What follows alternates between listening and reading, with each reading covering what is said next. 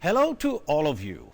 In October 2014, I visited several universities in Germany and Austria and have the honor to present my ideas about the digitization of teaching and learning in the 21st century.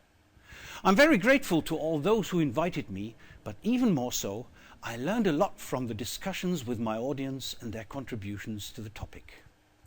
I don't want to repeat the main points of my presentations here. You can access them via the websites of the host universities that you see over here, in German though. Rather, I want to share my main observations with you in terms of 5 central messages. Here is message number 1. Digitization enhances teaching and learning, or put negatively, it solves many problems of higher education. As I wrote in my book, education is in many ways deeply entrenched in the 20th century. It is resistant to changes, and apart from the use of PowerPoint, many teachers still teach like 100 years ago. Look at this message by the president of Harvard University from 2013.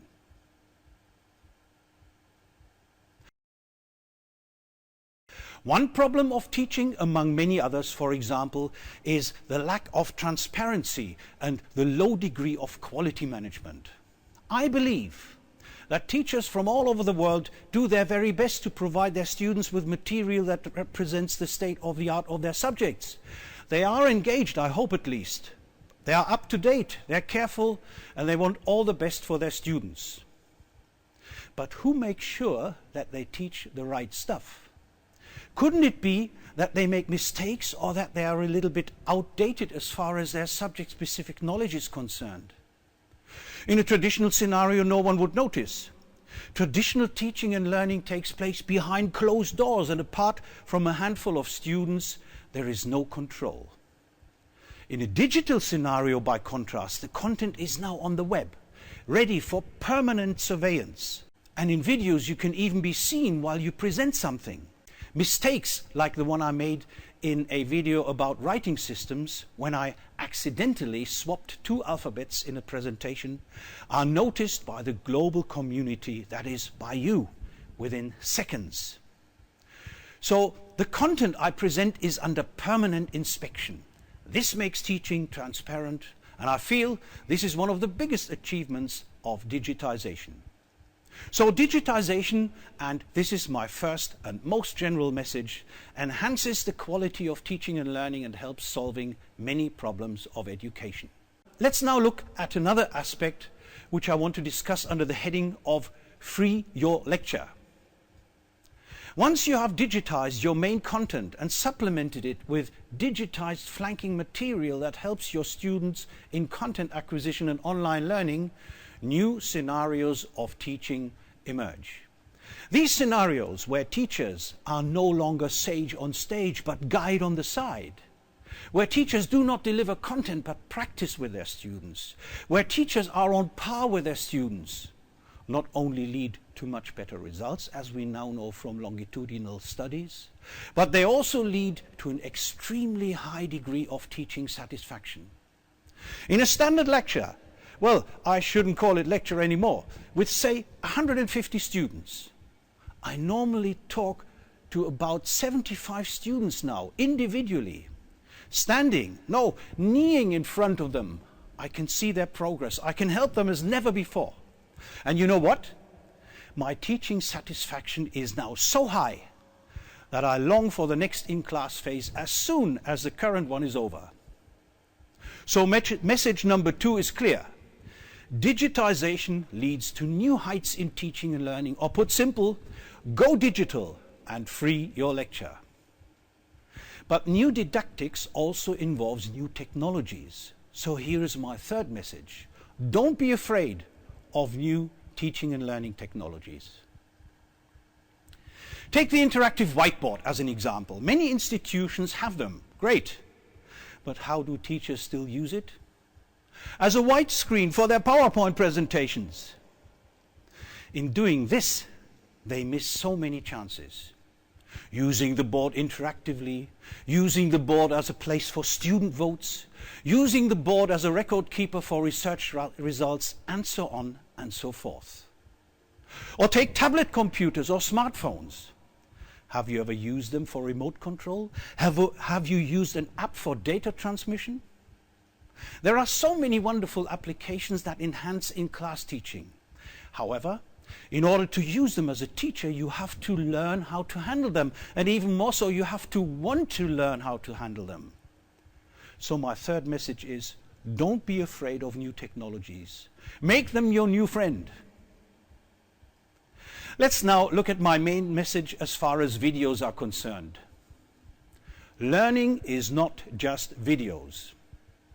In 2012, during our first inverted classroom conference here in Marburg, months before I produced my first video, one of the key messages I was taught by my American colleagues was, learning is not just videos.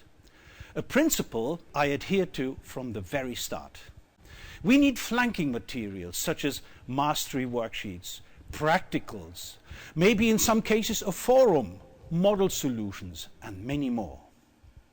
And even the videos themselves should be of many kinds. Look at this selection of videos over here. Had the producers of MOOCs, of massive open online courses, for example, internalized this message, that learning is not just video, maybe their accomplishment rates would have been higher than a mere 5%, and they wouldn't have to say, we have a lousy product, as they did recently. So my message number 4 is clear. Videos, yes, but not only one format. And furthermore, don't forget the additional flanking material. Well, here is my message number 5. It concerns the drivers of digitization. Who can accelerate this development? Who can foster the digitization of teaching and learning? Certainly, or should I better say, unfortunately, it's not our students. Over the years, I learned that students simply take what they get. Whether a teacher uses see-through transparencies and puts them on a 20th century overhead projector, or whether someone produces multimedia learning environments, they don't care as long as the teaching method doesn't affect their credits. Students will not publicly complain about the teaching methods of a teacher, whether modern or not. Can the teachers themselves be the drivers? Well, again, rather not. Most teachers are resistant to changes. They want to do what they've always done. New styles and new scenarios mean that they have to learn themselves, but in such cases they would normally say, no time. Except a small minority of teachers who enjoy testing new approaches, even at the expense of failures. The majority of teachers will remain silent, hoping that they can continue as long as possible.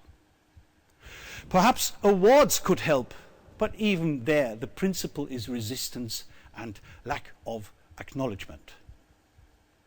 What about the government? Couldn't they say, part of the money we supply for education has to be used for digital approaches? Theoretically, this could work. However, there are so many intermediate institutions that in the end, such measures would not find the right addressees. The only way I see are the universities, the colleges and schools themselves. Their leaders, their presidents, their vice presidents or deans have to be convinced to jump on the train. A wonderful example is the small but potent college in St. Pölten, Austria, where the vice president is not only the main driver but also creates digital materials himself.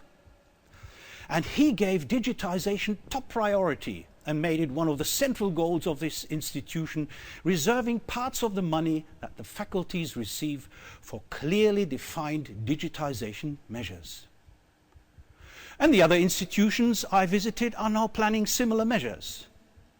So my final message is, presidents, vice presidents or deans, please take the driving seat. These are just some of the messages I spread in my previous presentations, where I also added the importance of allowing students to bring their own digital devices and use them in class, or the new intensity of in-class collaboration, and many more. I hope that my 5 messages will reach as many as possible viewers and will help those who are interested to open the door for new ways of teaching and learning in the 21st century. And if you are interested, here are the books that we published during the past 2 years and within which you can find most of our ideas about teaching and learning in the 21st century. Thanks for your attention.